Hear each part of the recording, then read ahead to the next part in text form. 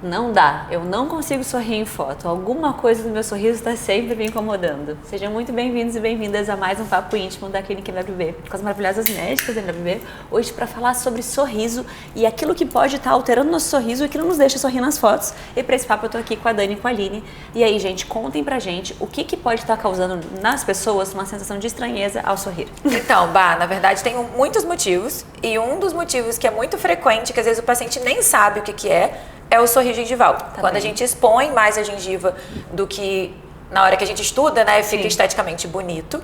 E um dos tratamentos para isso é a toxina botulínica, né, que a gente faz, ou até mesmo o preenchimento. Quando a gente faz o preenchimento no lábio superior, a gente consegue diminuir essa exposição da gengiva. É uma das coisas que às vezes o paciente nem imagina e acaba se queixando, né? O que mais, Dani? É uma outra coisa que incomoda bastante, mas isso aí geralmente são faixas etárias um pouco mais adiante, digamos mais assim. maduras. Exatamente. Ou pessoas que têm uma pele muito fininha, né, muito branquinha, com uma pele fina, que são aquelas ruguinhas aqui. Agora a gente chama de ruguinha em Wi-Fi, né? Porque você sorri e aí faz várias marquinhas assim no rosto. Isso tem incomodado bastante pessoas, né? Geralmente é em resposta à flacidez dessa região. E a gente consegue melhorar bastante com os estimuladores de colágeno, tanto os injetáveis, só que a gente não pode chegar aqui muito pertinho da boca, né?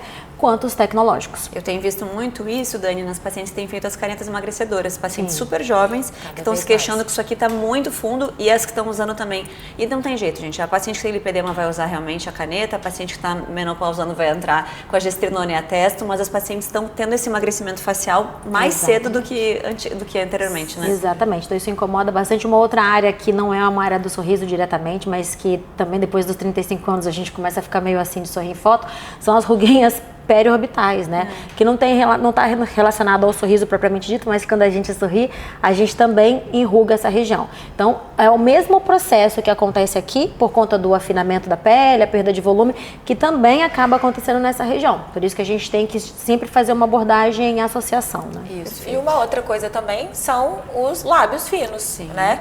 Às vezes o paciente, quando tá paradinho, tá com o lábio até bonito, mas quando ele sorri, ele acaba fazendo uma inversão, né? Ele diminui o lábio superior.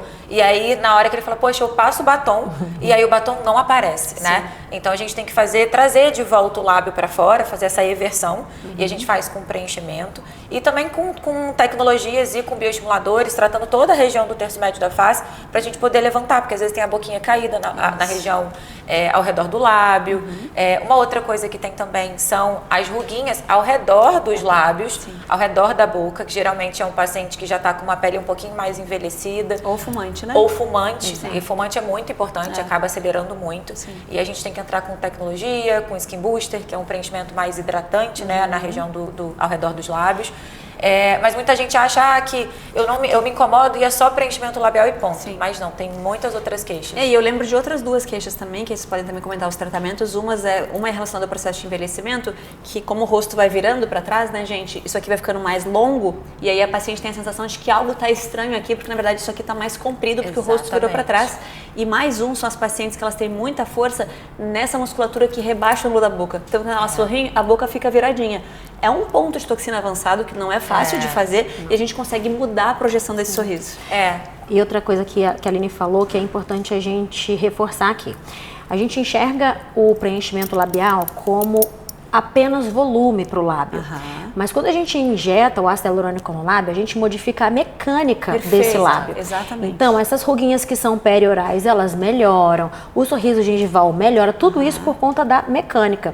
E não é só preenchimento. Quando a gente, dependendo do plano que você coloca o preenchimento, a gente consegue fazer essa eversão labial, que é aumentar a exposição do lábio e não o tamanho dele. São coisas muito diferentes. E falando de exposição, está muito associado também ao sorriso estranho, os dentes da frente mais curtinhos. E aí a gente precisa da odontologia junto. Quando a paciente tem esse dentezinho aqui muito curtinho em relação ao lábio, ela sorri e não mostra o dente. E aí a gente tem que encaminhar para uma dentista que trabalhe com essa parte de implante ou de lente de contato, para aumentar um pouco o comprimento dos dentes da frente. E isso também faz toda a diferença no lábio. Na verdade, é um mundo, muito estudo.